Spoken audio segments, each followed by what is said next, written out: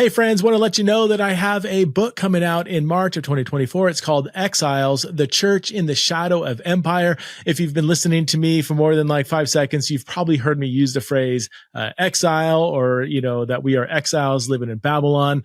And, that's something I've said for many years. And so this book is kind of the culmination of my thinking through the question, what is a biblical theology of a Christian political identity? So this book does just that. It looks at how the people of God throughout Scripture navigated the relationship with the various nations and empires that they were living under in order to cultivate a framework for how Christians today should view their relationship with whatever state or empire that they are living under. So I invite you to check it out. It's available for pre-order now. Again, the name is Exiles, The Church in the Shadow of Empire. Check it out.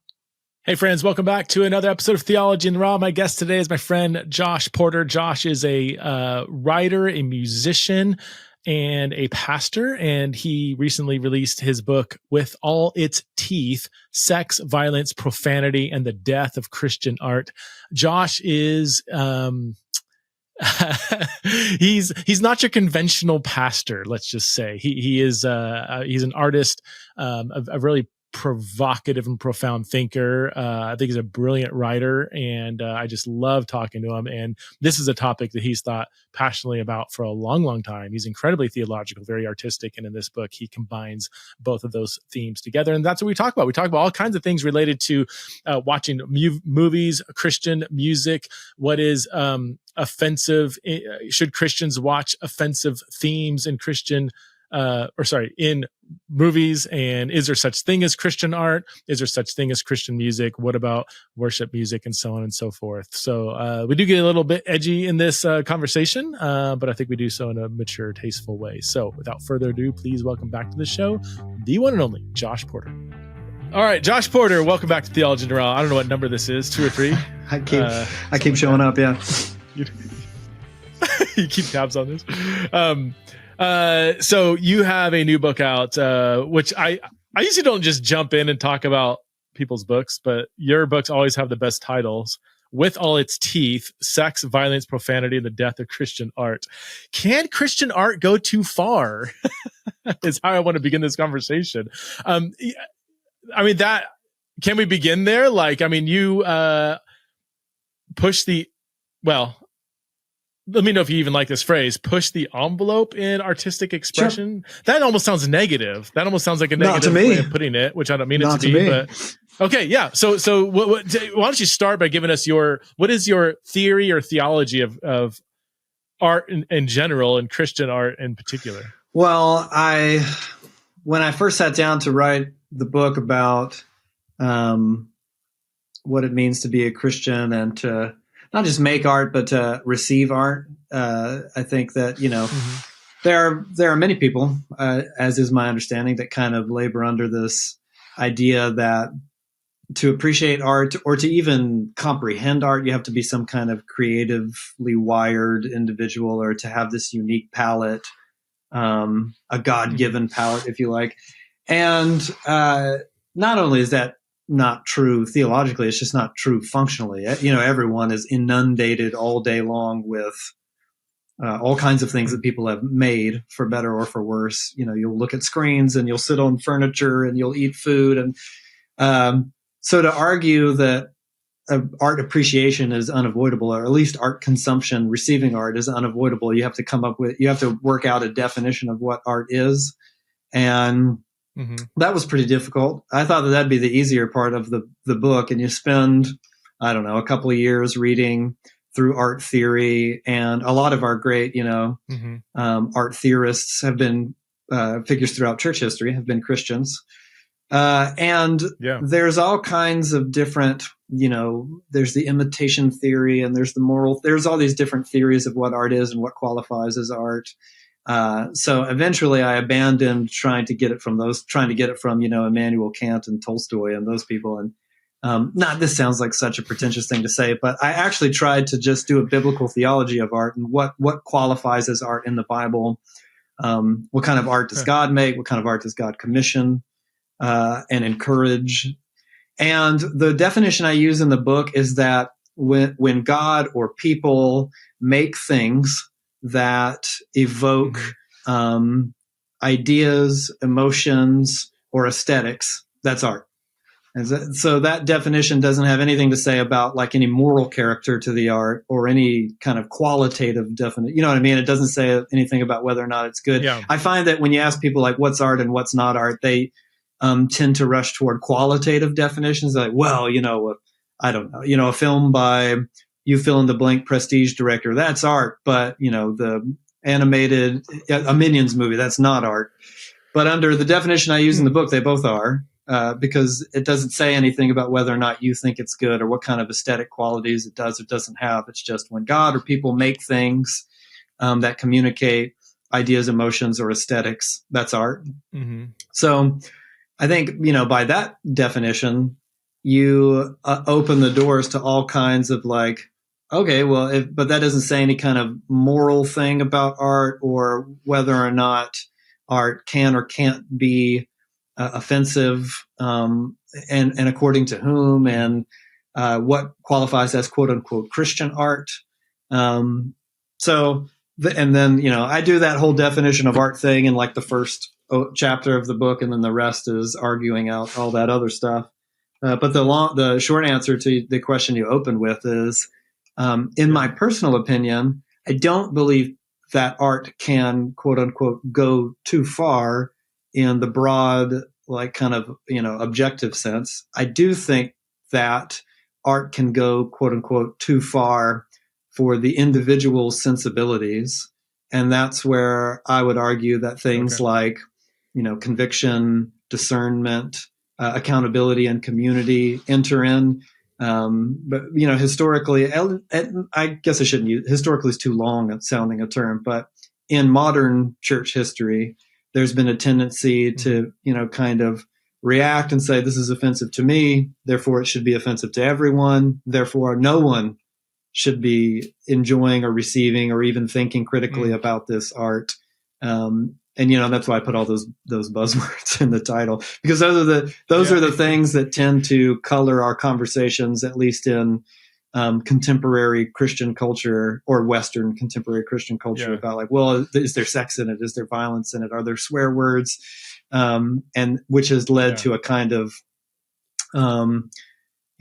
deficit in Christian art appreciation, at least in my personal opinion. Yeah. Would you say that the whole idea of Christian art, I would love to explore. Well, I have another question, but it's kind of, maybe we should answer that question first. Like, what is Christian art? Because I've heard some people say, or even like Christian music, that some people say Christian is an identity that a human being has. The idea of Christian art doesn't make sense. It's kind of a nonsensical, or Christian music.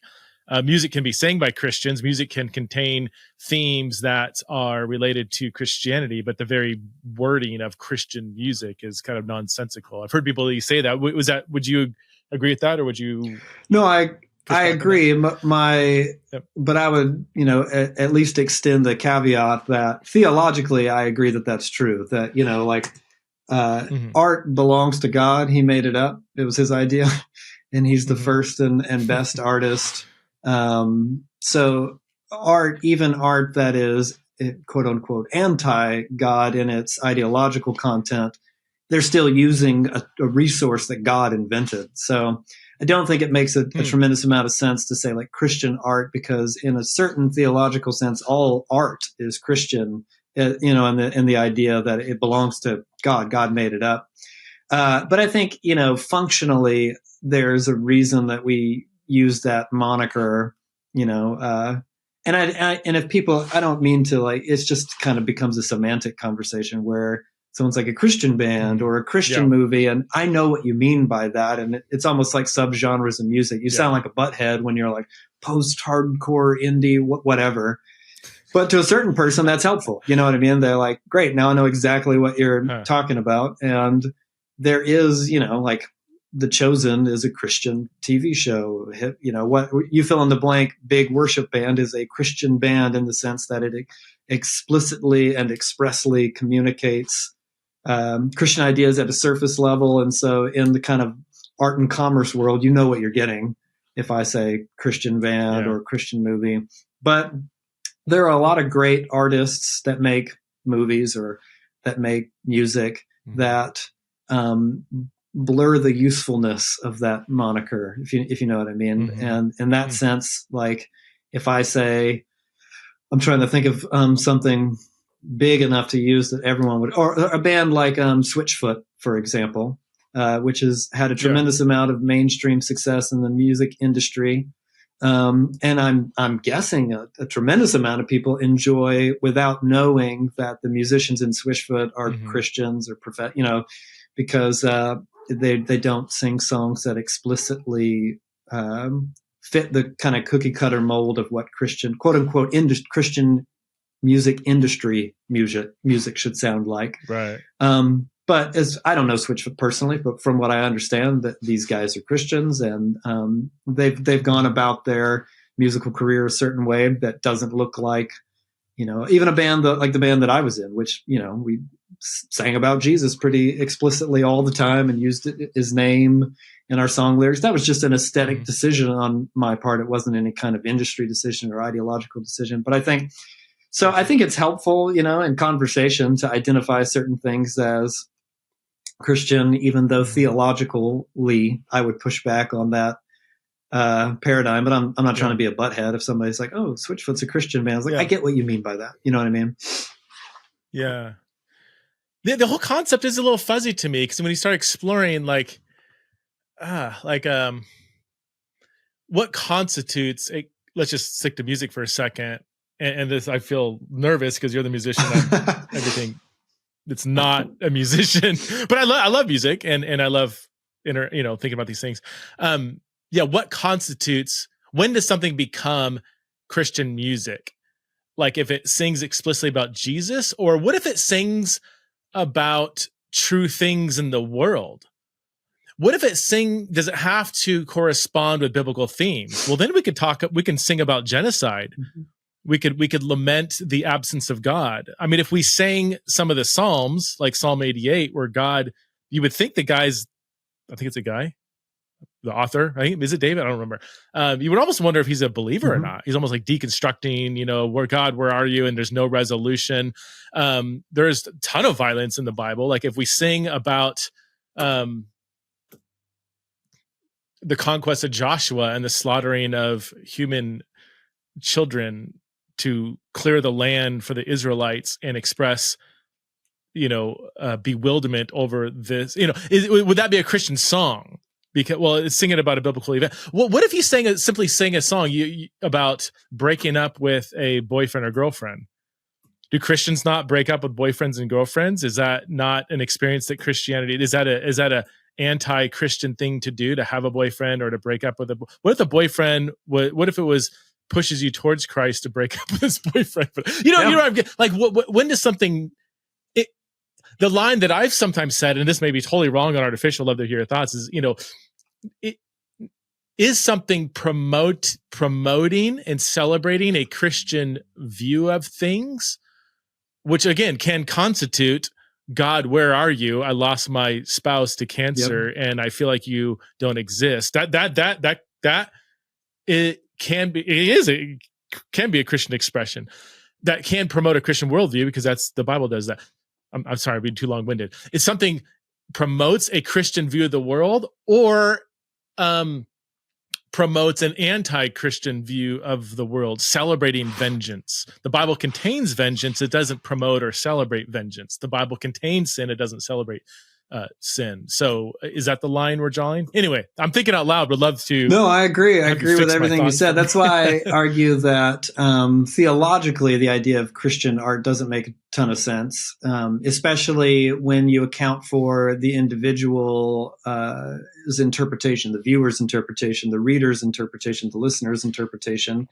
Because, I don't mean to like beat up on, the kind of quintessential Christian industry music or worship music or anything like that. I like a lot of it. In fact, someone made a joke with me the other day that how many times are you going to mention how awesome Amy Grant is in your art book? Like, so I'm a fan of these things. I'm not like, Yeah. it's not a matter of like, oh man, we've done so bad, we need to do better per se. I think that can be argued point to point on certain things, but I think that in my life personally, the art that has most inspired me, and not just like I was entertained, which is a valuable experience, but not just entertainment, and not just in the sense that I read something that inspired me to write, but inspired me as a disciple of Jesus and enriched my discipleship to Jesus, has been art that has either not been made by Christians, or art that in some cases one could argue communicates something that is contrary to a Christian worldview. When my mom gave me a copy of Sylvia Plath's The Bell Jar when I was in junior high or something like that, that was the kind of book that I was like, oh my God, I didn't know that a novel could read like this. And it made me want to be a writer. When I was a kid, my dad played me Aerosmith records. And I was like, I want to be this is awesome. I want to be in a band. Those were the kinds of early experience that awakened whatever creativity that I would argue, is God given. But even now, in the book, I kind of mentioned this experience of singing a song at church, which is, I like, it's a worship song, and I'm not going to bother with who sings it or whatever, but it was some kind of like a very basic, simple, and there's a value in this kind of lyricism. But I think the chorus was something like, be lifted up, be lifted higher. That's the chorus. And we sang it at church. And it was a meaningful experience to me. Got in my car to drive home from church and started listening to a record that, whatever was playing last on my phone. And this is a record by a musician who's an atheist, and a nihilist, and who uses biblical imagery satirically, to kind of satirize certain themes in the Bible, or because these quote unquote archaic sounding ideas in the Bible are fun to use, almost like, as word images. So I'm listening to something that was clearly meant to communicate something contrary to my worldview. And I was suddenly moved by the Spirit of God listening to this album and this song, not just because, creatively, I like the musicianship, and, that's an important factor as well, but it was the lyrics. It was the lyrics in a way that the author did not intend that moved me in a profound way. So, I think that, another example I use in the book at length is, the horror film The Witch, Dave Eggers's or Robert Eggers's horror film The Witch, which the only reason I use it is because there was this brief kerfuffle around the release, which I think was in 2013, or where the Satanic Temple officially endorsed this film called The Witch. Which the Satanic Temple is, kind of evokes this idea in your mind, but really it's kind of like not exactly what you think. It's some people on Twitter, and they were, heralding this film as this breakthrough against religious patriarchy. And I was like, oh my goodness, I had no idea. So I go to see this, film. And to me, The Witch was honestly consistent with my worldview. It was because in the worldview of The Witch, which the filmmaker is not a Christian, and I don't think that the filmmaker has a supernatural worldview. So he was playing it as a horror movie. There's demons, and there's the devil's real in the world of The Witch. And the things that demons and the devil do are bad, and a family comes to ruin because of it. So, I thought it was actually kind of theologically astute and interesting, and aesthetically it was really interesting to me. And I left wondering why in the world it was endorsed by the Satanic Temple. To me, one could make an argument for, The Witch as a quote unquote Christian movie, in as much as any other, like reading a story in the Gospels about demonic oppression and exorcism is a Christian reading experience. But at the same time, I would never then, as a pastor, get on stage at my church and be like, everyone needs to go see The Witch, because I understand that people have different sensibilities. And, but the whole spirit of my book is trying to encourage, or even I might use the word push, Christians into a more robust palette, that could possibly account for a film like The Witch or the album that I was listening to in my car, without necessarily, clutching their pearls and, this can't possibly have any kind of spiritual value because A, B, and C, and learning to, interpret art thoughtfully. Because I think that when Christians have a deficient spiritual discipline of art appreciation, it contributes to all kinds of problems, not just in like, you're missing out on art. It goes well beyond that. It contributes to problems with biblical literacy. And it contributes to, I would argue personally, like a deficit in a relational experience of God himself. That sounds really dire, but all throughout the scriptures, God uses art and aesthetics, I would argue primarily, almost mostly, to communicate to human beings, to when the majority of God's speech in the Bible is poetry, that when God presents himself to individuals in the Bible, it's always with these insane visions of wild, incredible things that are highly symbolic and in some cases terrifying.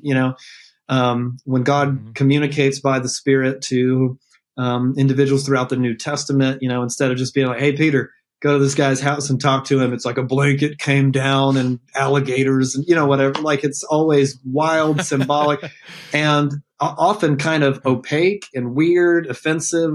Like, why doesn't God just say, go to the guy's house? Like, it would erase the margin for error. And it seems to me that the answer is, well, God's an artist. He prefers, why, in the Jesus, why would you not just say, hey, there's going to be this thing called the Lord's Supper, instead of like alienating an entire crowd of people by saying, you have to eat my flesh, and everyone's like, what the heck is this guy on about? Yeah. Jesus is an artist. He prefers symbolism, even offensive symbolism, even at the cost of, the audience's understanding or comprehension of the metaphor. He even goes as far as to tell his disciples, like, I'm doing this on purpose because it's going to enrich the experience for people who have ears to hear, and it's going to divide the crowd that doesn't want to understand. If that doesn't sound like an artist, I don't know what does. You know what I mean? Yeah. I've heard from friends of mine who are much more into like movie criticism and film, and as the artistic expressions of film. I've heard a lot of them talk about horror, the genre of horror, being some of the most, I don't they wouldn't say, well, maybe they would say Christian, the genre that is most conducive for exploring Christian themes. You mentioned in passing the witch, and it's intrinsically anti-materialistic, or it's by definition horror needs some kind of spiritual realm. That's a pretty Christian thing, right? It acknowledges, again, it's intrinsically acknowledging the presence of profound evil, even in the realm of some kind of spiritual realm. These are rich biblical themes. Even if it didn't have an explicitly Christian theme, it does seem to open up Christian categories more than other genres. Would you agree with that? Is there something with the genre of horror that is Christians should, again, if they can't tolerate or whatever, if they're offended? Yeah. My wife can't stand. She would have nightmares if she watched. Totally. I'm on the other. I remember watching The Conjuring in a dark hotel room by myself, and it didn't even. I don't know. I just went to sleep. The Conjuring didn't do it for you.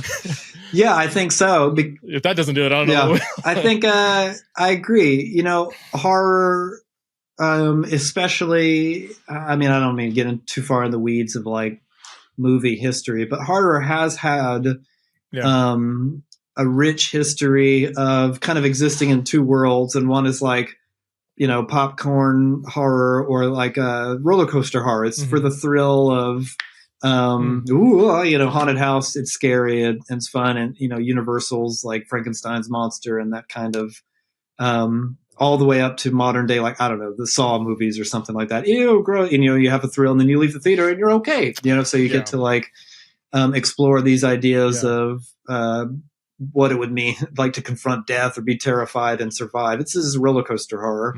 But horror has also had this rich tradition of intellectualism all the way back to, the late 60s with Roman Polanski, Rosemary's Baby or The Exorcist in the 70s.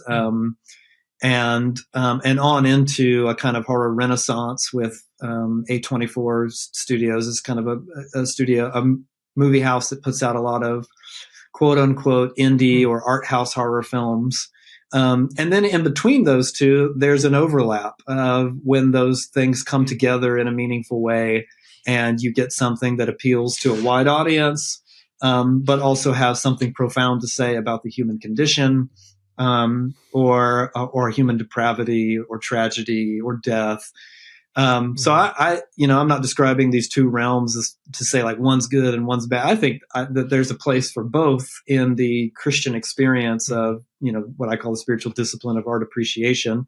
If you have the palate to tolerate that kind of thing. And again, I wouldn't tell your wife, like, unless you go see this movie, you're not a Christian. Right.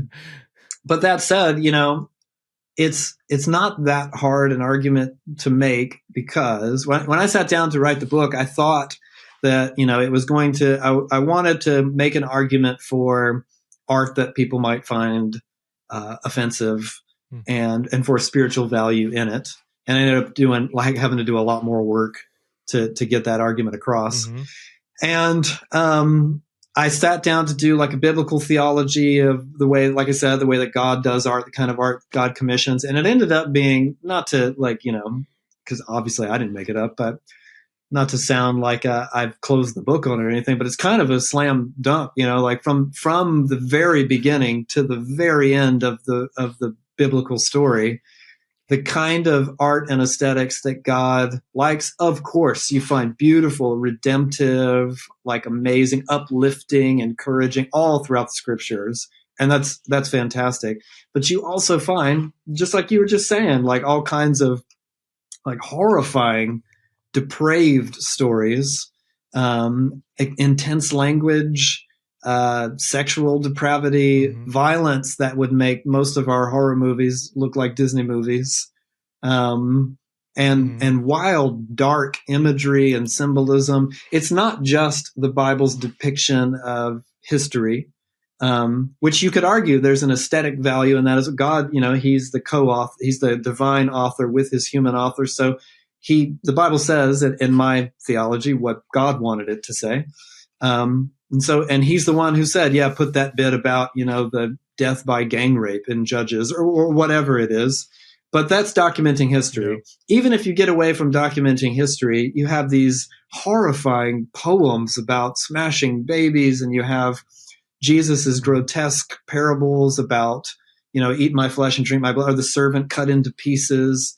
Or you have even throughout the stories of ancient Israel, they're in rich symbolic sign acts that they enacted on a regular basis to tell the story of sin and salvation, involve things like slaughtering animals and sprinkling blood inside, like the tabernacle or the temple.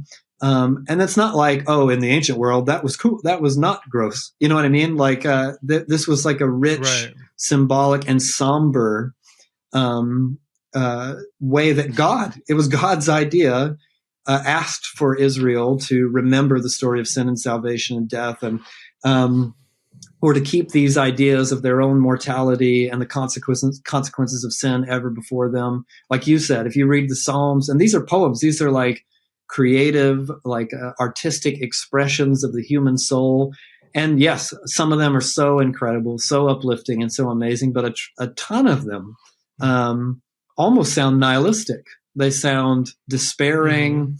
They sound borderline blasphemous, like they question the character of God or the presence of God. And some of them then end on an uplifting note, and yet I will trust in you, that kind of thing. But some don't. Some kind of conclude on this unresolved, like, that's it. Where's God? I don't believe that he is who he says he is. And then and those are designed for God's people to pray. You know what I mean? To enter into a meaningful relational experience with God himself. So, if you have a problem with art that depicts things that are depraved or horrifying or violent or blasphemous, then you run into all of these problems with the scriptures themselves. And of course, you can make, well, I'll take mine in the Bible, thank you very much. But I think it's worth asking, why would God prefer it that way? You know what I mean? Like, he doesn't have to require these kind of sacrificial codes. He did not have to, by his Spirit, inspire these kinds of psalms and say, yeah, put that one in the Bible. Jesus didn't have to teach the way that he did. These are artistic, aesthetic decisions. And they tell us a lot about the kind of art that the kind of artist God is, and the kind of art that God prefers, what God thinks is meaningful, what God thinks is communicative and powerful. So I think that alone should tell us that there's a place for horror, in literature, in film, in art, and even in visual art. If you look at like the art of someone like Francis Bacon and these kind of like nightmare visuals that hang on a museum wall, there should be a place for that kind of thing in the Christian experience of art. Do you know any Christian, like, is there such thing as a Christian movie that's horror? Is that and why not? Like, we have Christian films, sort of, I guess, but they're all very, I don't know, mostly predictable, or just, I don't know. We could talk about that, but I mean, the genre of horror is just not, I don't know. I've never heard of a Christian film producing a horror film. Yeah. Although there's plenty of biblical material that they can use to draw. There have been these instances of, and this is going to sound like I'm trying to beat these guys up. I'm really not. But in the same way that we have films like Fireproof or, like that kind of Christian, like explicitly Christian actors. We have that kind of thing. That at least I haven't seen them personally, but I follow the movie industry, and I'll see these kind of things pop up every now and then. And it could be the case that some of our more known horror directors or filmmakers or writers are Christian, and I just don't know about it. But if you look back again, like this is the second time I brought up The Exorcist in this conversation, but The Exorcist was overseen by a team of consulting Catholic priests. The Catholic priests, other than Father Karras and Father Marin, who are the two kind of protagonist priests in the film, are actual priests who were consulted on the film, and who show up in the film and do a decent job acting as well. And so there's a precedent for filmmakers who William Friedkin, who died last year and directed The Exorcist. He wasn't a Christian that we know of.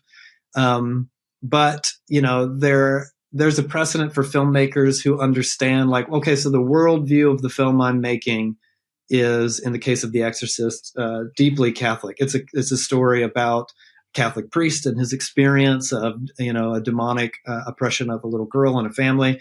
And so he was like, I want this to be authentic. And, so he calls in Catholic priests to be like, would this be accurate? Is this accurate?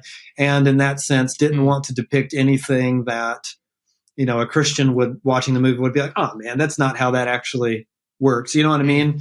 So in that sense, there is a case for people or filmmakers and artists trying to anchor themselves in the worldview of the story that they're telling.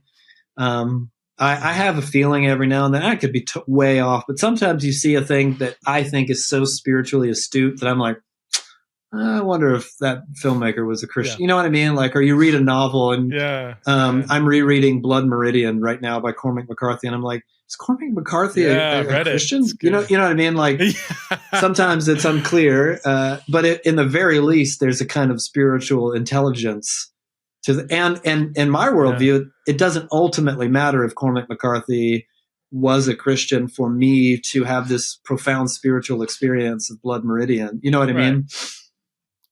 Well, he's created in God's image. There's general revelation. There's a spark of the divine in every image bearer on some level, right? So that's another question I have. When you have a movie that is produced and directed and written by somebody who's just not a believer, but it's just such a profound Christian worldview being expressed. The classic one for me is Gran Torino. I don't know if you saw it. Clint Eastwood.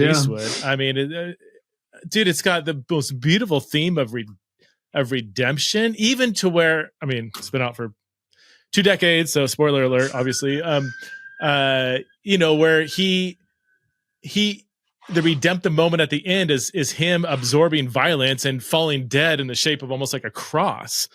And it's just like, this feels like it was Kirk Cameron that, produced it, because it was just seems so explicit and moving a racist to not being racist anymore. I mean, on so many levels, it's just so many amazing Christian themes but most people wouldn't even pick that up, I don't think, unless you're kind of looking for it. But how do we explain that? Just that we do have this kind of longing for Christ. There's an attractiveness to a Christian worldview of redemption and restoration and the acknowledgement of sin and that just humans are just going to be naturally attracted to on some level. Is that? Yeah. And not only that, but you and I are Christians. So we understand everything that we receive on a movie screen, on the silver screen, as Christians. And so you and I can't help but watch Gran Torino and think like we're processing it through our understanding of the world as disciples of Jesus, which we should do.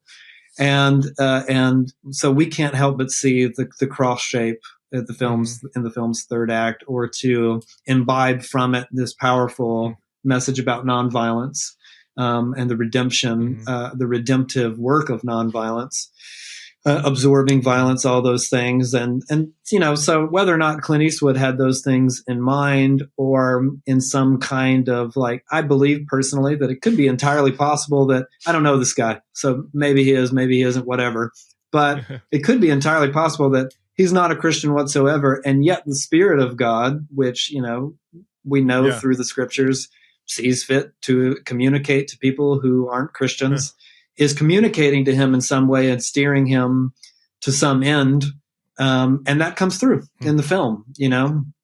And that's not to say that like, anytime you see anything that could possibly be interpreted through a Christian lens, that was the Holy Spirit or anything like that. But that doesn't, even if that's not the case, it doesn't make it any less meaningful or any less powerful. And we should be, you and I should be able to watch a film like that and ask ourselves questions about what it says about the human story and the world, and to have a room to discuss this in Christian community with other disciples of Jesus without the first flag going up being like, well, what's it rated? You know what I mean? Right. So I've always wondered this, and I have some thoughts, but they're not very thoughtful. Like when does, how do I word it?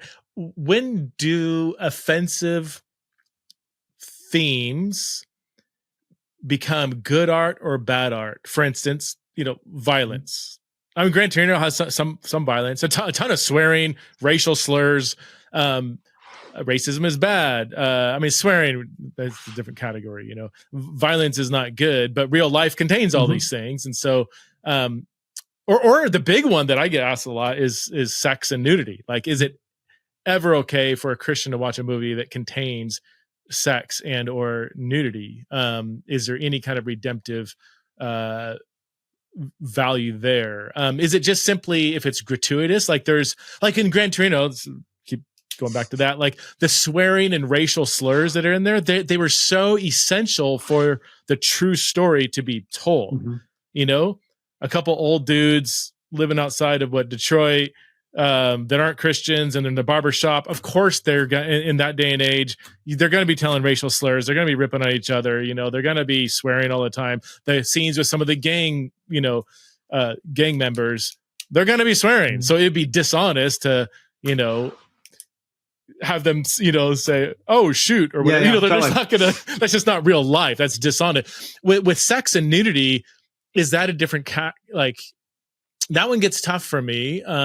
Is there ever like a place to say objectively for all people, all Christians, you should not be watching? I mean, I'm not talking like porn, but I'm talking like, maybe like a rated R. Oppenheimer, people have asked me, Totally. I haven't seen it, but apparently it's got some nudity sex scene, and they're like, should I watch it? Because the rest of the movie is really good. Yeah. And anyway, how do you categorize things that, when does violence become good art or bad art? Swearing, good art, bad art, or especially something like sex and nudity? Yeah.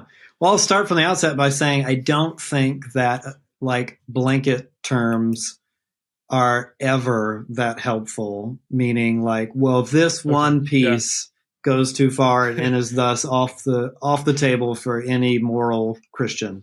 And I realized that, like opens up the gates for, well, what about this one or that one or that one? Yeah. So, the thing that I used to constantly argue, I think, when I was coming of age as a young artist or art enthusiast or whatever, and into my early musical career, that I was arguing, it felt like almost unilaterally at the kind of conservative evangelical culture, was an artistic depiction of a thing is not necessarily an endorsement of a thing.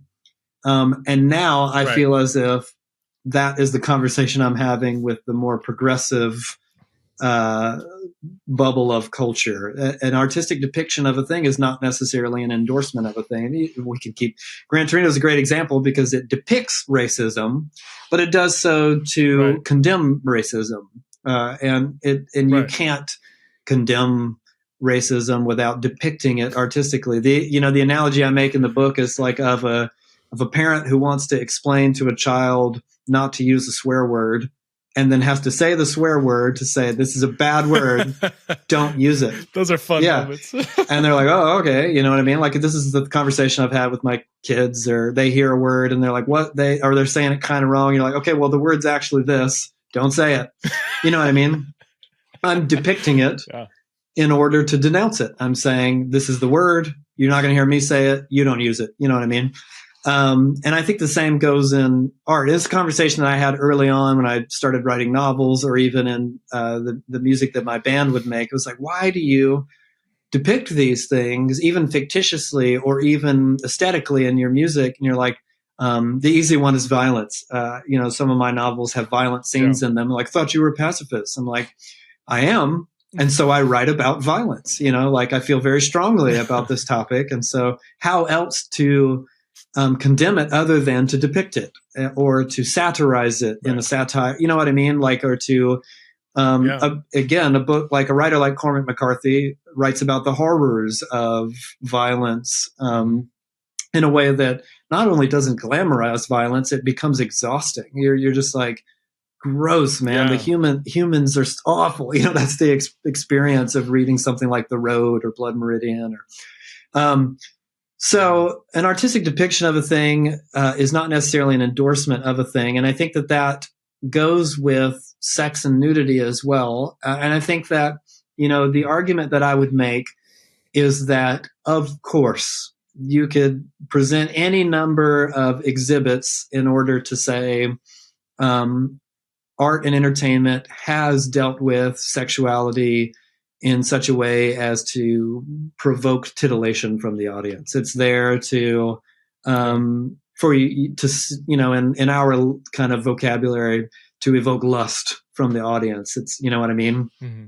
Of course that happens. I'm not saying it never does, and that every kind of depiction of sex and nudity is like solely artistic. Of course, that stuff can be in a movie or in a book or whatever, for the sole purpose of provoking the audience to lust. That said, to say then that like any kind of film that contains sex or nudity, or any novel that contains sexuality, or whatever it might be, a painting, is inappropriate for a Christian to appreciate or to admire or to just watch, gets you into all kinds of trouble. If you ask someone like Tim Mackey at the Bible Project about what the heck is the Song of Songs, why is that in there? He'll tell you, and I think this is in the language of one of the Bible Project's videos, that the consensus on, or, like a lot of Bible scholars agree that it's a collection of erotic poems that is meant to be, I think in their language, read and enjoyed. And so it seems and if you read Song of Songs, of course, there's like, there's some anachronistic stuff that's like, well, I wouldn't use these terms if I was trying to be erotic.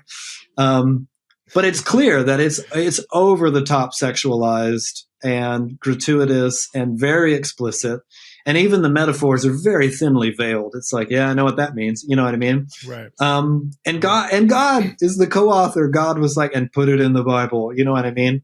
And there's a rich tradition throughout not just art history, but church history of art that engages sexuality in a meaningful way, because that's part of the human experience, and not in a way that's meant to like dehumanize people or to objectify people at all.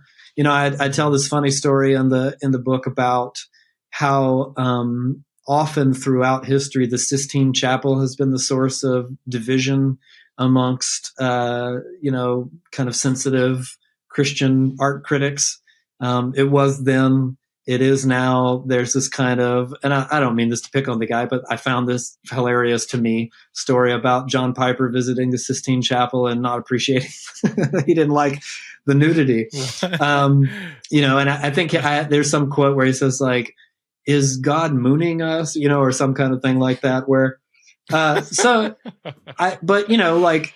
don't know of many people, they must be out there, that would visit the Sistine Chapel for the purposes of, provoking their own carnal desire.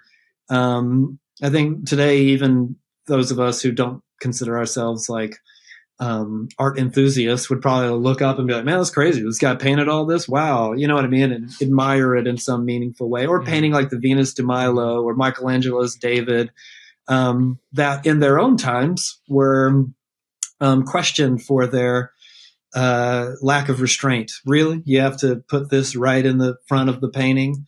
A film like Oppenheimer, I saw Oppenheimer and I understand that kind of like, if someone were to say to me, like, I was told that Oppenheimer has this scene in it, and I don't know if that's great for me, I would say, I admire your self-awareness. You should, as with anything, the disciple of Jesus is to exercise the kind of discernment that's like, I'm going for holiness. I want to be completely within the will of God in obedience to King Jesus. I think personally that won't necessarily always exclude works of art that other people might find offensive or problematic. So the older I get, the more challenging it's become to take care of my health. And this is why I've been consistently taking AG1 for over a year and a half now. AG1 is a foundational nutrition supplement that supports your body's universal needs like gut health, stress management, and immune support. Since 2010, AG1 has led the future of foundational nutrition by constantly refining their formula to create a smarter, better way to elevate your baseline health. And I can say I can truly notice the difference. I have more sustained energy throughout the day, more mental clarity and focus, and I could live with the peace of mind that my overall health is being improved since I'm giving my body the nutrition that it needs. And even though I try to eat as healthy as I can, except, I don't know, the other night I literally put down 7 Jack in a Box tacos. I wish I was making that up. But in any case, I in general, I try to eat healthy, okay? But even if you eat healthy, it's difficult to give your body all the nutrition that it needs without adding some kind of nutritional supplement. And I used to take all kinds of pills and vitamins and green powders and all that stuff. But with AG1, I no longer need all that. AG1 is a complete and extremely potent nutritional supplement. So if you want to take ownership of your health, it starts with AG1. Try AG1 and get a free 1-year supply of vitamin D3K2 and 5 free AG1 travel packs with your first purchase. Just go to drinkag1.com/TITR. That's drinkag1.com/TITR. Check it out. I do wonder about all the nudity in historic Christian art, which most of it was like nudity. It seems like back then, was that seen as provocative? When Michelangelo carved the statue of David, was that seen as where people like, gosh, he's really pushing the envelope, or was that just? Yeah, I was surprised by that. I'm curious. Yeah, it seems as if you go back through art history, and I think I approached it with this, because a lot of this I learned researching the book. It's not like, I have some kind of degree in art history or anything, but I kind of assumed that something like the work of Michelangelo would have been regarded in its time as par for the course, that's the way we depicted things back then, and people were less sensitive. But not so. There's been a long history of people being offended by something like the Sistine Chapel or Michelangelo's David, and for the same reasons that people today might be offended by the depiction of nudity in art. And I think that, I have a whole chapter about it in the book. It's called sex, porn, and radiology technicians. Because you like my titles. That's why I told that's you. Your title. It's interesting to me, and this is something that I came to, upon the course of writing my book, that in other vocations, we allow for, the Christian to enter into certain environments in which they might have to engage the human body nude in a way that could possibly put them at some kind of sin risk, if you like. The analogy I make, or the hypothetical I make, is of a radiology technician that does mammograms and attractive woman that comes in, he's attracted to her, he's going to see her naked, it's part of his job. I don't know that his church community would necessarily be like, quit your job, you should not be in the medical field. You know what I mean? We would probably instead encourage him into a kind of accountability and discernment that could steward him toward righteous behavior and that kind of thing. And yet with the arts, we treat them as if they're entirely expendable. So if there's any risk whatsoever, just cut out the art. There's no inherent necessary value in it anyway. So I think that we need more thoughtful discernment. Not anything goes by any means, but more thoughtful discernment about how we approach even something like the depiction of sexuality in art. I didn't even think about the relationship between certain professions that cause you to see explicit nudity that we typically don't. I mean, some people do raise, when did the heterosexual male gynecologist decide this is a career path I want to go in, like if he said as a 15-year-old, I want to be a guy, people probably flip out a little bit. Yeah, exactly. Nevertheless, there we are, but could that be a case to where Christians in certain contexts, I'm assuming, because of the context, can see and come very close to nudity in a way that's not sexualized, that's not a stumbling block, and could that transfer over to the depiction of nudity or a sex scene in a movie? The problem is, though, like you said, I mean, in almost every instance, especially a sex scene, the creator is embedding this scene in the narrative to produce lust. Not in every case. I'm trying to think of one where that wouldn't be simply gratuitous or to titillate. Is that the right word? That just sounds too. Yeah, it does. But funny, I think that the easiest way to find those examples is in the depiction of sexuality that is not romantic and is intended to disturb rather than incite some kind of lust, or even it's not even romantic.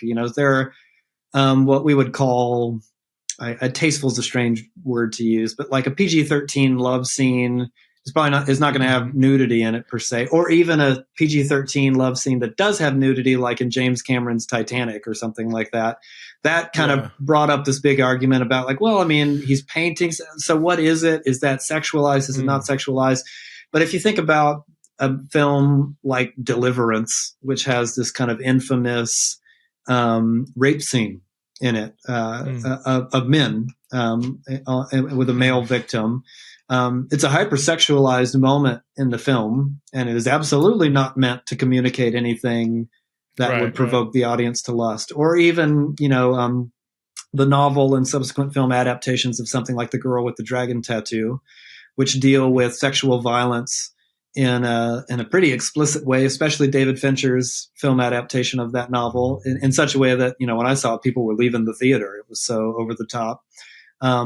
Clearly not meant to incite arousal in anyone. In fact, it's to the same end that I would argue, why put this in your movie? To condemn sexual violence, to put the viewer in such a position where they're like, it's almost unbearable, and they're turned off by the sexual violence. Yeah, it incites kind of a rage response as opposed to a lust response, and it opens. And David Fincher's argument, the director of the American version of The Girl with the Dragon Tattoo, his argument was that he felt as if it was a cop out to depict, a woman who's being overpowered by a male aggressor and then cut. That's not accurate, and it does an injustice to the reality of sexual violence to not force the audience into some kind of experience of the shared with the victim. It doesn't create empathy. It doesn't create the kind of appropriate disgust over sexual violence. At the same time, there were and are people who would see something like David Fincher's adaptation of The Girl with the Dragon Tattoo and think it's completely inappropriate to depict rape in a mainstream movie or in a movie in general. And don't we have enough of that kind of thing? And on both sides, like conservative pearl clutchers and progressive moral police, like you can't put that in a movie in the same way that they would argue for, like banning books. They're kind of in cahoots, the conservative and progressive circles, on these things. Like if it's got this word in it, it's got to get out of the libraries. If it's got this scene in it, it shouldn't be in a film. So that obviously that doesn't do away with, or that doesn't resolve the issue of a movie like Oppenheimer, which has a love scene that kind of borders on both things. Because in the case of Oppenheimer, it's an adulterous love scene that sets up a tragedy that comes in the third act of the film. So it's necessary for the story, would you say? I mean, maybe they didn't need to reveal it. I think, saying something that's necessary for the film, it's like, who can say? Because you know what I mean? Like, the creative act isn't entirely objective. It's so subjective to say. To Christopher Nolan, apparently, it was necessary to depict. And I've, seen enough. I'm not like a Christopher Nolan fanboy or anything, but I like some of his movies as much as the next guy. It seems to me that he's a very thoughtful artist. And maybe one of our most thoughtful living filmmakers currently, he's one of our only, him and Denis Villeneuve, who, has made the Dune films, most recently. And Paul Thomas Anderson, they're probably three of our, only living directors who make big budget spectacle movies that are also kind of like art house movies. He seemed to think it was necessary to include this love scene between Oppenheimer's lover that becomes an indiscretion against his wife later on in the film. You could obviously argue like, oh, well, they could have just described it, or they could have depicted it in a less gratuitous way. But I leave those discernments to the artists, and I reserve my own discernments as the viewer, and whether or not it's appropriate for me to watch. I've heard from people that argue, and I understand why, and I understand that many times it's motivated by a desire for holiness. That's like, well, it's just impossible. It's impossible for someone to see these things and not be titillated or not lust. But then that becomes again the whole like, so can our doctors? We usually understand that doctors can enter into a mature position, even if they're heterosexual, even if they're prone to a kind of carnal mentality, that they should be able to exist and operate in their vocation without objectifying the people that they see as doctors, even if they see them naked, even if they see them in a way that to them is sexualized to some degree. I've got to assume that art, because it's so valuable to God, and because God is not afraid to depict sexuality in art, there's got to be a way for artists to work with the idea of sexuality and the human physicality, the body, in a way that was not lustful for them, not necessarily lustful for the viewer. But again, I think that like Holy Spirit conviction, discernment have to enter into that conversation. It's the blanket statements that become, for me anyway, a bit problematic to say no one should. You know what I mean? Yeah. And so much of it, it's not just subjective on an individual level, but also on a cultural level. Certain things are highly sexual and certain cultures just aren't in other cultures. I mean, I had a cousin of mine who was a missionary in Papua New Guinea, and she said I could walk down the street bare chested with a dress on, no one would bat an eye. But if I walked around fully clothed wearing blue jeans, I would be, but all the eyes of every man in that crowd would be groping me up and down, my wife's from France. And so we've gone to France quite a bit. And dude, yeah, those beaches are crazy, dude. Like they, I mean, not only do you have every single male wearing a Speedo, which that to my it's art. Speedos are. but like it's not uncommon to have, you know, a third of the women, you know, not wearing not wearing a top, you know. And it's like, but the thing in that culture, people, you don't, and I did, you know, I'm on the beach and I'm like, golly, you know, like I'm looking at my kids, like, all right, we need to go find them, you know. But I'm looking around at the other guys and they're not even noticing. It's like, it's not even, you know, but it's like, wait a minute, isn't I don't know, that's not universally it's not the same like if that happened in California, it would be like you looked around at the guys on the beach and every single guys would be just salivating over it, you know. Oh yeah. And I'm sure there's other yeah. The differences between a place like California and like Oregon, you know what I mean? California has a culture of, if you go to Southern California and to the coast, it's not uncommon for the dudes and the women to all be in their bathing suits, like at a juice bar, or, you know what I mean? And no one's like, oh my God, I can't believe this place. But it's just not part of our everyday life in a cold place like Oregon. So if everyone was walking around and you know, it'd be like, oh my God, the indiscretion of these individuals. So yeah, and not only does it vary culture to culture, the threshold of danger for the individual, for the disciple of Jesus, varies from person to person. You know, I've had people say, other well-meaning, intelligent pastors who would be like, well, you can't use Song of Songs because it's poetry. That's not the same as a movie. And then, you know, and this is a true story. Later that same day is the actual conversation I had with the pastor where I was in the middle of writing this book and we were talking about it. I go and meet with another pastor who's a friend of mine. She is a pastor of women, and who was telling me, she's like, yeah, I'm working with this woman through a brutal sex addiction.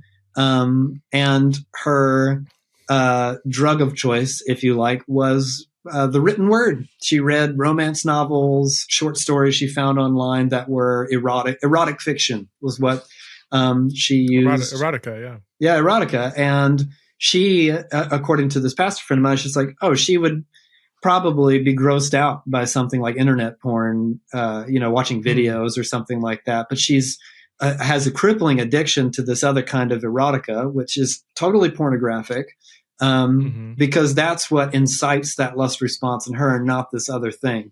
So the idea that, you know, and throughout not just church culture, but pop culture, we've kind of fallen into these stereotypes that like, oh, men are visual and women are, you know, idea based or whatever it is. And I've just not found it to be statistically or experientially true. It turns out that, especially if you're a pastor and you work with all kinds of different people and they're telling you like, this is the thing that, the sin that I feel as if I can't conquer.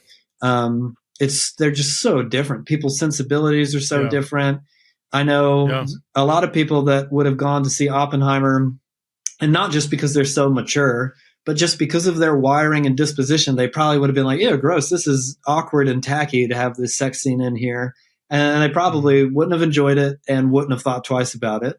But something else, you know what I mean? Something else would really provoke them. So the idea that, oh, we all have the same exact kind of fragilities isn't really helpful. And then it contributes to more blanket statements like, this is never good for anyone, this is good for anyone. And it takes certain meaningful works of art off the table that could enrich the spirit. You know, for example, if someone would have told you, oh, that movie, this Clint Eastwood movie sucks, man. It's got slurs in it. That's never cool. That's never okay. Don't watch this thing. Then you could have been robbed of a meaningful spiritual experience. That, you know, and I'm not trying to like make it more than it was, but for some people, like in myself included, I've had meaningful like landmarks in my discipleship and in my life that have happened in the course of reading a book or watching a movie or hearing some album, that changed the kind of person I was or changed my perspective on the world in conjunction with like my relation, you know, like I'm experiencing them with God in a meaningful way. And it seems like, I mean, just read that Bible, man. If you go in there with scissors and you cut out every art installation and weird symbolic ritual and parable and poem and insane sign act, like an offensive metaphor. You'll have some genealogies. Even the genealogies have like, I hesitate to use the word like code, but yeah, there's an aesthetic value to the placement and the numerical values and who is in there and who isn't in there. Even the genealogies, there's so much aesthetic concern for even the construction of the Bible itself. You won't have any Bible left. You know what I mean? Yeah. There's made me think, I don't know why this came in my head. It's something you said like 30 seconds ago, but I forgot what you said. Anyway, I don't think I've ever said this before, but the band that has inspired my Christian faith more than any other band is the band Rush. You might appreciate this. Okay. All right, I'm ready for this now.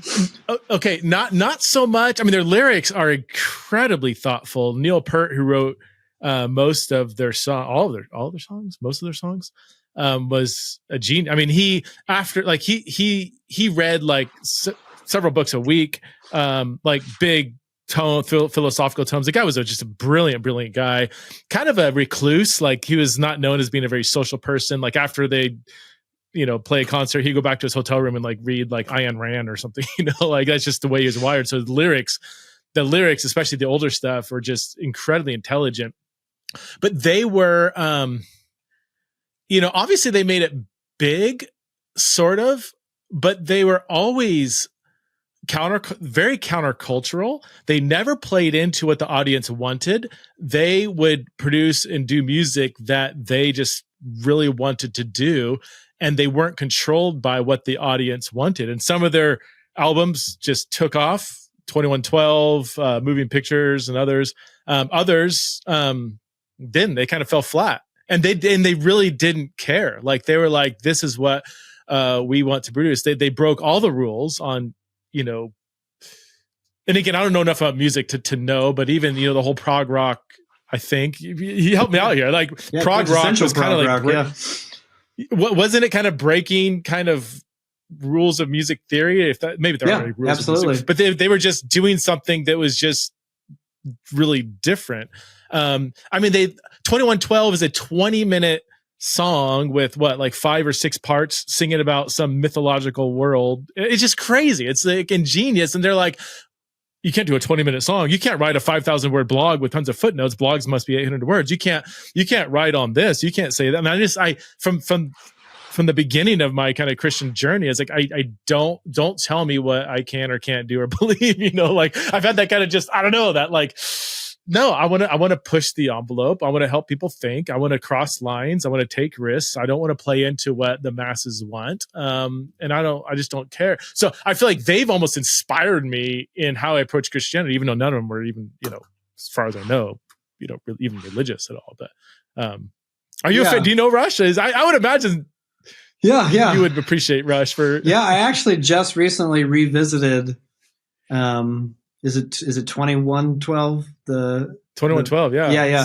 Because they use Tom Sawyer in the soundtrack to the Iron Claw, that film about the wrestler that just came out. And as soon as when the opening to Tom Sawyer, even just in those first seconds, and there's like the sound of a mini moog goes synth. There's like and that drum beat starts. I was like, oh shit. Oh yeah.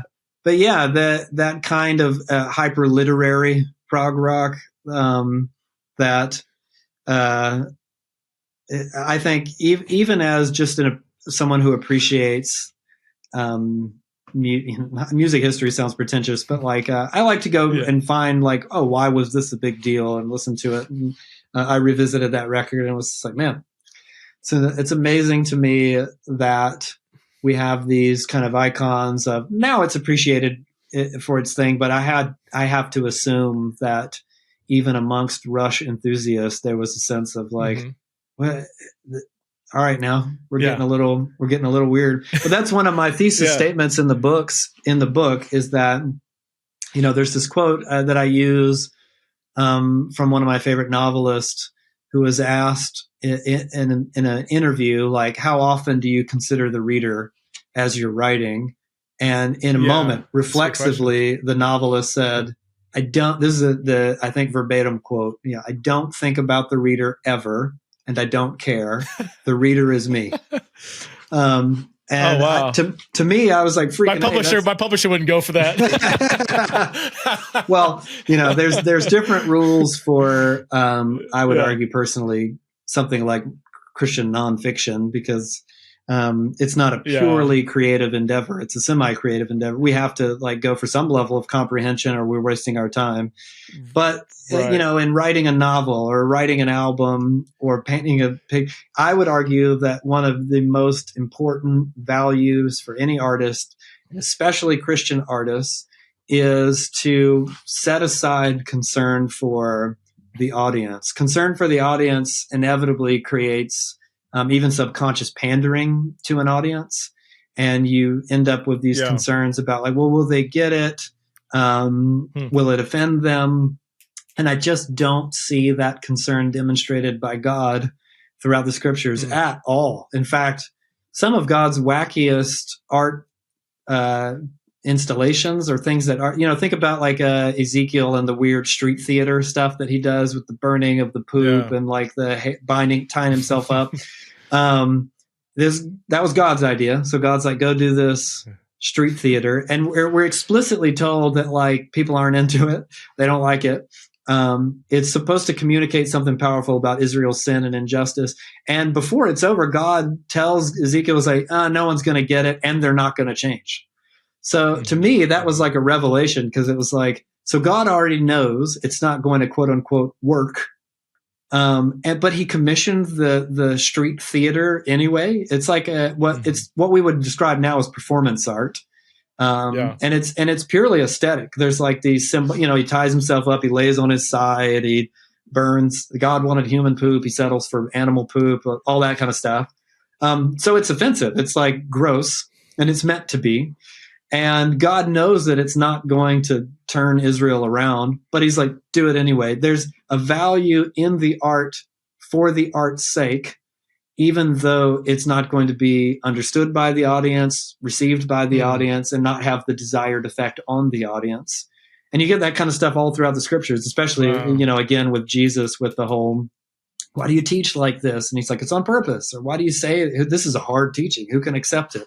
You know what I mean? So I think that when the great Christian artists enter into a given work of art, compelled by art for art's sake, even if it is ideological in nature, even if it has a profound ideological purpose, but they do so, it's just this is the way I feel like it should be, then those are the pieces that have the most profound, lasting effect on the audience. It seems to me that, like you said, Rush must have not cared very much or at all about the approval of the industry, about the record label, about the audience.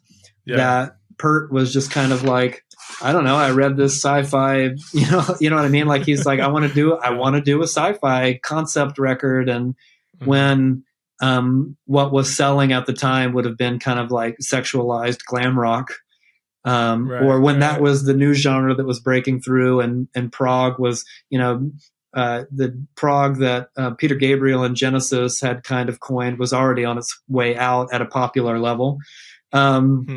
He's they're I don't care. You know what I mean? The songs are going to get longer. And because of that, that's why they have the kind of iconic status that they have. I think that the more the artist exercises their freedom, of expression, the more powerful the piece becomes, and the more that they ladle on, the audience's expectations, the more they dilute the work of art. It doesn't mean that it won't be any good. It just means that, there's a reason that we can sometimes tell certain pop music or mainstream cinema that could still have great artistic value, but it's something designed by committee. It's clearly they wanted this to go over. They wanted to hit these action points and selling items. They want to move units, and you end up with something entirely different. So I think when Christian artists allow themselves that kind of freedom, we get some of our best stuff. I do. One more question. I know we're a little over an hour. I do fear, and I don't know enough to know if it's a legitimate fear, but when it comes to like quote unquote Christian worship music, that, what do I want to say? Has it lost its creative countercultural edge? Is mainstream Christian music basically doing all of the opposite things that we're talking about? Writing music that's not, that's primarily thinking of what will please the crowds. The way money, the money factor in specifically Christian music, I've heard people say, I mean, it can be, you land a hit worship song, you make millions, I don't know if that's true, but I know there's a money factor there that could, that could be a dangerous incentive. That's with everything, I guess. I mean, everything has that money incentive that could go south, or, infamously Christian music is not known for being super creative. Is that fair? I mean, you're the musician. It just doesn't, it's just like, but maybe that's, I've heard all people kind of push back and say, well, if it's going to be sung by the masses, you can't sing 2112 by the masses, or why is Christian music a genre? Like you don't have it, like Showbread could never be sung on Sunday mornings. I don't think. Maybe you do. Reggae is, everybody loves reggae. Who doesn't like reggae? But if we sing a reggae song, they'd be like, "Hey, when are we going to sing a Christian worship song?" Yeah, like totally.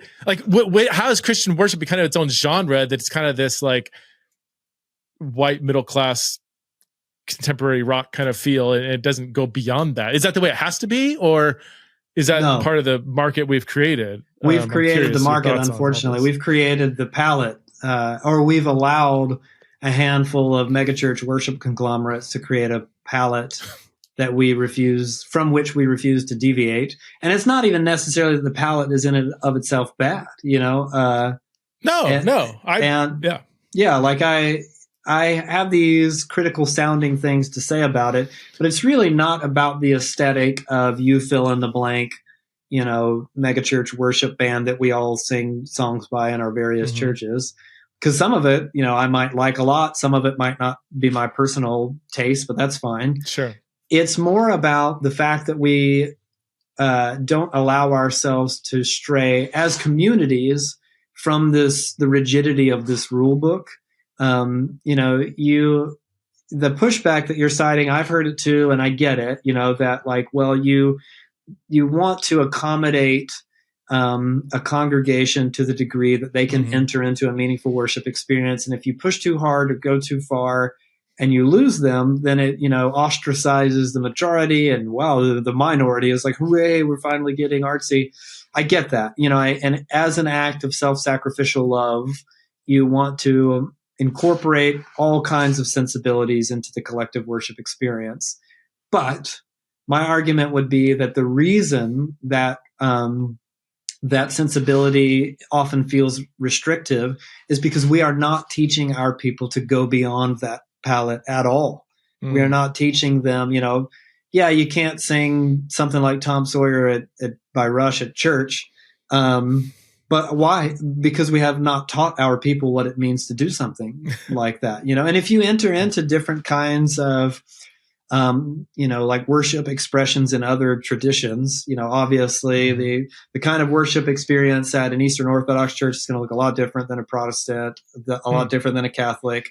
You walk into an Eastern Orthodox worship gathering and see people kissing icons, and you're going to be, what the heck is going on? But to them, this is this meaningful aesthetic gesture of the worship experience, in the same way that they might think like, what's up with all the delay pedals and, like sing song? Why does everything sound like U2, or why does everything sound like Coldplay? Historically, unfortunately, mainstream Christian worship music, and I'm using broad strokes, obviously, I'm kind of being reductive, but we've always been about 10 years behind. So our worship music is still on the heels of indie rock from the early 2000s, and we borrow from the standards handed down to us by whatever is popular at the time. Whatever big worship band or bands are kind of setting the standard for, this is the kind of stuff you sing in church. We sing their songs, And we might adapt them slightly differently from congregation to congregation. But for the most part, those are the songs we're singing. And we're not teaching our people what it means to have a more robust understanding of what kind of aesthetic things can happen in a worship gathering. And this goes for my church as well. Like if you came to my church on a Sunday night, it would honestly look a lot like other mainstream non-denominational churches, and we sing songs by the big, the known worship band. We sing other stuff too, but it's not like all of a sudden it would feel like some kind of subversive, wow, this is so different.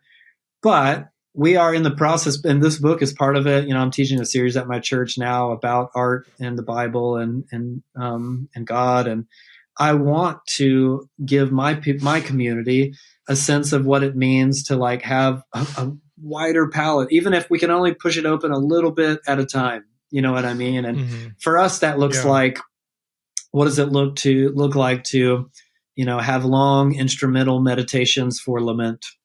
Something that to a lot of other churches, they'd be like, sure, yeah, we do that all the time. It's like, well, my people, that's new to my people. So we're trying to, expand our horizons. What does it look like to reflect on a visual during worship? This is a painting that was meaningful to Christians throughout history while we play music, that kind of thing, which in the moment to our people is like, well, it's a little weird. We're looking at a painting in church, but okay, sure. I'll go with it for now. And I think it's also part of we shouldn't depend on, the mainstream Christian worship music machine to set the aesthetic standard for church in America. Yeah. Yeah. And you're singing Lament. That's I've been thinking about that for the last few months. It's hard for me to worship sometimes when it's all nothing but celebratory and victorious, when you look around at the world. So, I've been doing just a ton of reading and listening on the whole Israel-Palestine issue, which is just heart-wrenching on so many levels. And it's like, to be honest, I just haven't been able to worship at church because I'll, wake up, I'll, be reading a book or, look at the news and just really kind of trying to follow what's going on there. How many 10,000 dead kids getting every day, 10 kids get at least one leg amputated with no anesthetics. Like, can you imagine taking a chainsaw to your daughter's leg because there's no anesthetic, like, because she'll die because there's gangrene or whatever the case. Like, this is what some of whom are our brothers and sisters in Christ are going through, like, right now. And so then I go to church and sing songs and everything's perfect. God's victorious always. And he delivers us, always delivers us. And he's always there and things always work out. He's so good. It's just, it's hard for me to like, I don't know. Like I'm not want to be the jerk in the back, arm folded. No, it's not good for everybody. Like I really do. I used to be more like that. I really don't. I try to just go with it, but it's just, sometimes it's just hard. Like I wish that the Christian worship experience as it's typically played in church would respect the complex rhythms of life more honestly is maybe how I would put it. And I don't know what that looks like. I'm not much like Lament would be one. Like there's Bible's filled with lament, and there's many things to lament over. And not that, even if that's 10 or 15% of what we sing about, at least, I don't know, just the full on, like, everything's peaches and cream, all the, or I look around at the room and, like, statistically 25% of the women, at least in the church, have been sexually abused by usually somebody really close to them, father, husband, brother, sister, cousin. Most of the time they haven't worked through that. I'm looking around and they're just like, God's so good. And he is good. Like, I can believe God's good, but, like, are you being on? Like, when do we express our pain or frustration, or when do we sing Psalm 88? God, doesn't feel like you're here. Where were you when my father was sexually abusing me? Like, have we lamented that? And I don't know. I think that honestly has a lot to do with our limited palette, our limited aesthetic palette, because it's not just a question of philosophical approaches. It's an aesthetic approach of, well, I mean, it's a bummer, and our people they want to worship. You know what I mean? I honestly feel like, and I have a different kind of sensibility. My church jokes with me all the time. It's like, you don't have to remind us we're going to die every single week, that's, but that, and my mind goes to dark place, or is prone to kind of like reflect on the tragedy more than it is celebration.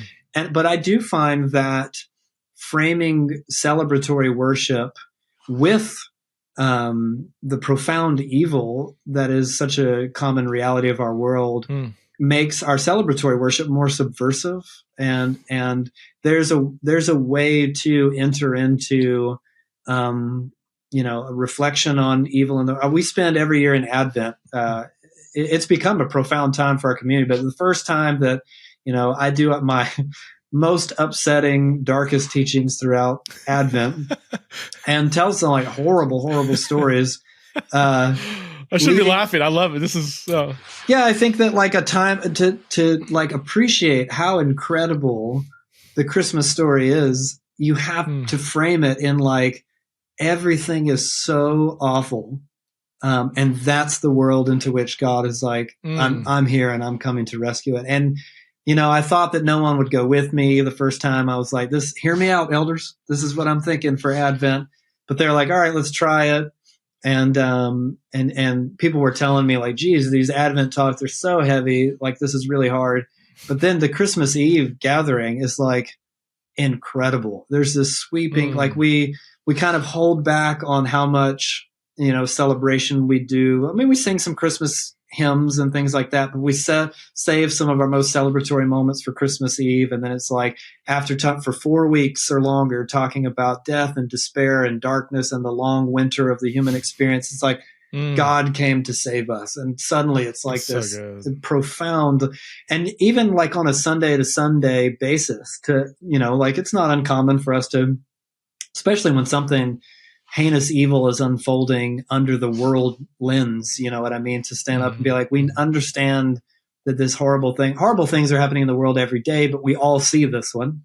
And we see it in a, like, because of the 24-hour news cycle, we see it in a explicit kind of way.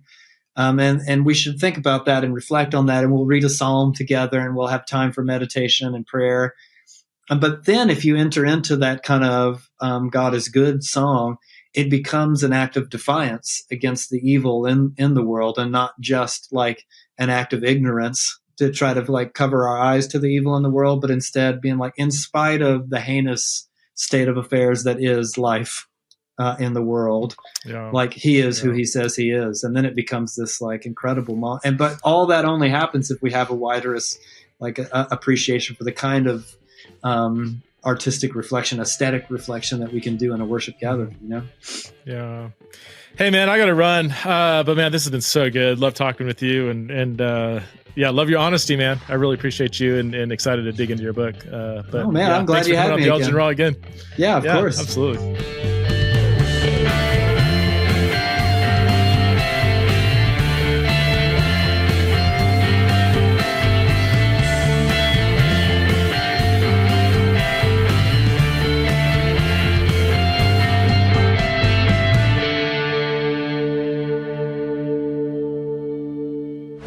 This show is part of the Converge Podcast Network.